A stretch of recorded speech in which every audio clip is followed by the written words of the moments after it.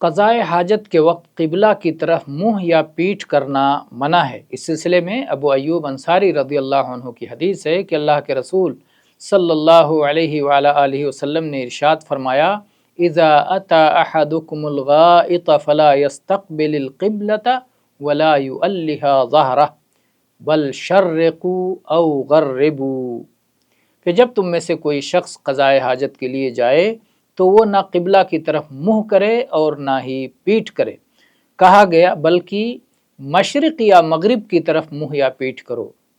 یہ بات اہل مدینہ کے لیے کہی گئی ہے کہ جن کے یہاں شمال یا جنوب کی طرف منہ یا پیٹھ کرنے سے قبلہ کی طرف منہ یا پیٹھ ہوتا ہے، کیونکہ وہ لوگ قبلہ سے جنوب کی طرف ہیں۔ مدینہ کے لوگ قبلہ سے شمال کی طرف ہیں، تو اس لیے وہ لوگ جب مکہ کی طرف منہ کرتے ہیں تو وہ جنوب کی طرف ان کا منہ ہوتا ہے، اور جب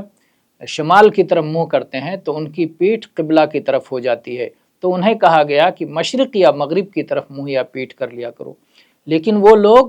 جن کے یہاں مشرق یا مغرب کی طرف منہ کرنے سے قبلہ ہوتا ہے یا پیٹھ کرنے سے قبلہ ہوتا ہے، تو ان کو حکم ہوگا کہ شمال یا جنوب کی طرف منہ کر لیا کرو، پیٹھ کر لیا کرو، مشرق و مغرب کی جانب قبلہ اگر بنتا ہے تو۔ یہ اس حدیث کا مفہوم ہے۔ واللہ اعلم والحمد للہ رب العالمین۔